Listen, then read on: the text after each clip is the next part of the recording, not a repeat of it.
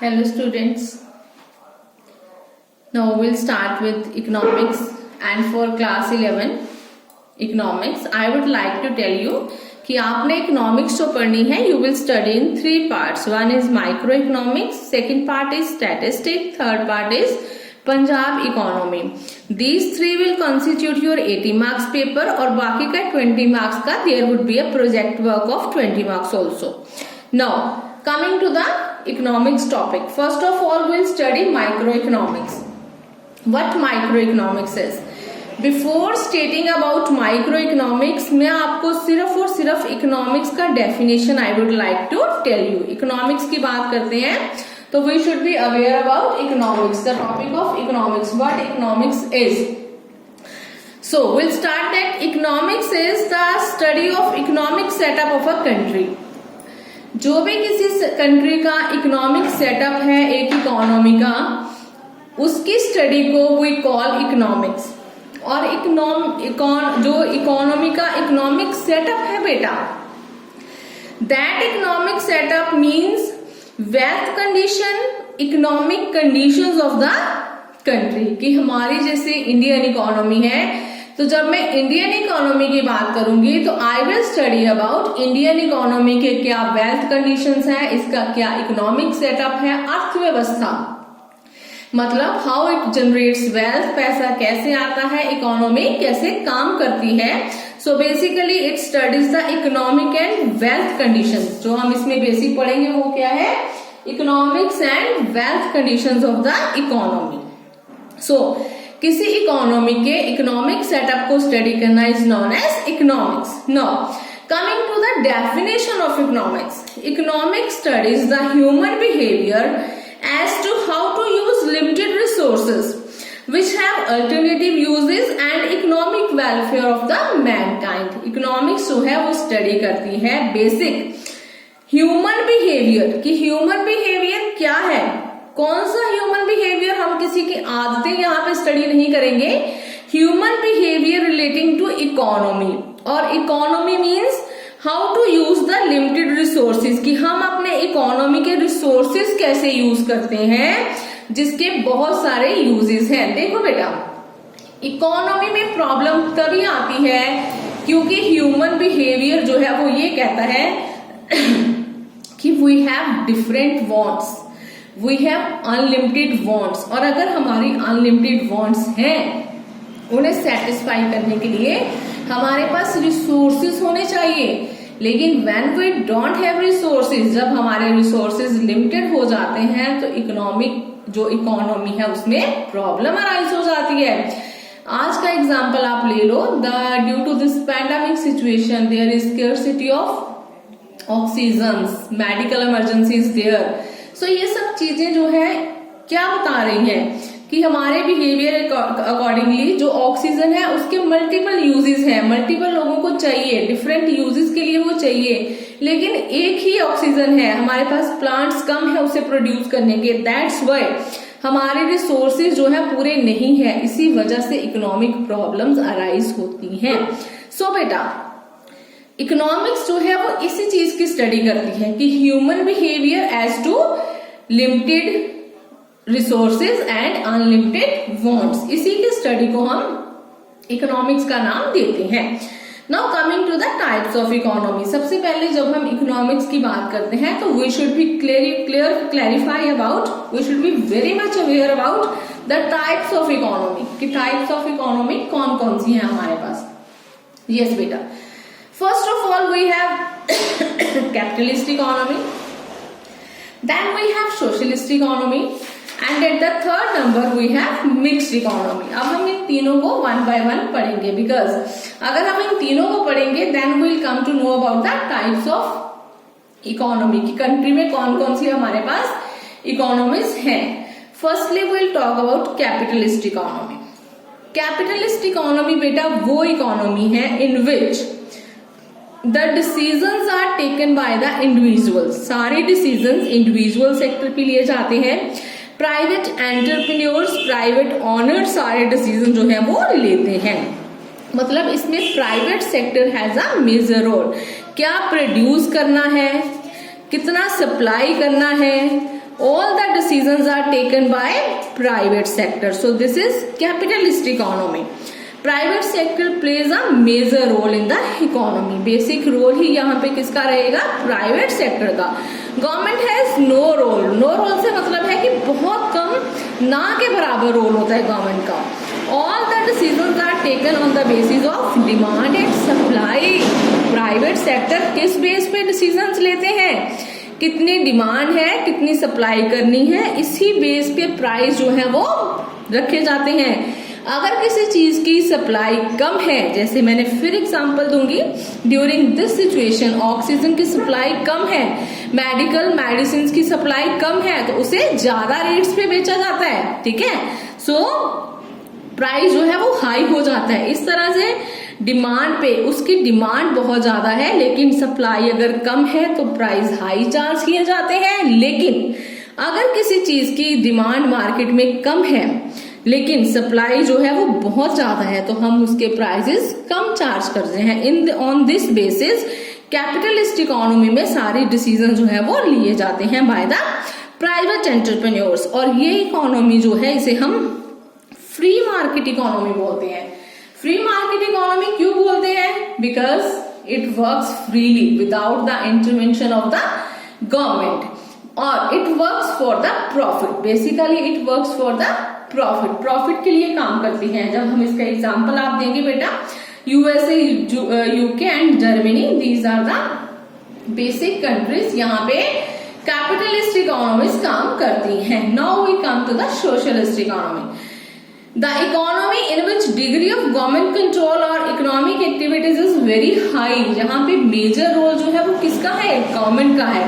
Control over activities कौन करता है? बेसिकली गवर्नमेंट करती है. यहाँ पे बेसिक रोल किसका है? गवर्नमेंट का है. So all the decisions will be taken by government. So जब गवर्नमेंट काम करेगी तो government will work for the social welfare of the economy. वो कभी भी ऐसे नहीं करेगी कि लोगों को प्रॉफिट, सिर्फ प्रॉफिट मिले और सोशल वेलफेयर ना. गवर्नमेंट जितनी भी स्कीम्स लॉन्च करती है they all for the benefits of the society. So government हमेशा सोशल वेलफेयर के लिए काम करती है. इसमें हम पब्लिक सेक्टर को इन्वॉल्व करते हैं. पब्लिक सेक्टर गवर्नमेंट सेक्टर ही होता है. Don't get confuse. Public sector और गवर्नमेंट सेक्टर जो है यहाँ पे डोमिनेट करते हैं, मतलब वही बेसिक सेक्टर है, वही सबसे ज्यादा काम करते हैं. It is also known as centrally planned economy. अब क्योंकि all the decisions are taken by the government central level, तो इसे हम क्या बोलते हैं? Centrally planned economy. की सारी प्लानिंग कौन करता है? सेंटर करता है. सेंटर मीन्स गवर्नमेंट करता है. आई होप इट आपको क्लियर होगा. यहाँ पे आप एग्जांपल देंगे चाइना. चाइनीज इकोनॉमी जो है वो इसी बेस पे काम करती है.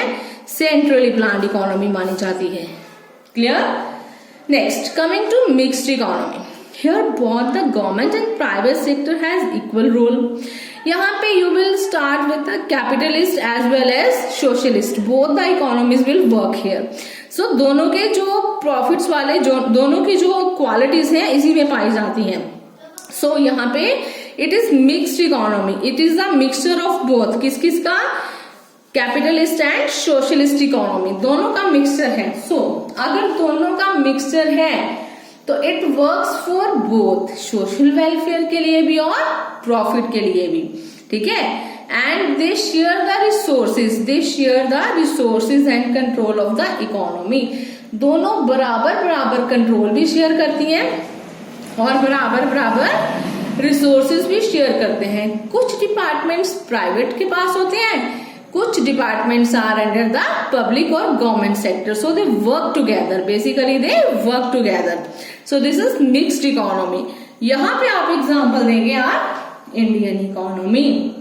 कुछ सेक्टर प्राइवेट है, कुछ यहाँ पे गवर्नमेंट डिपार्टमेंट के अंदर है. आजकल तो वैसे बहुत सारा प्राइवेटाइजेशन हो गया है, but still if we talk about the mixed economy तो इंडियन इकोनॉमी का एग्जाम्पल ही इज द बेस्ट वन.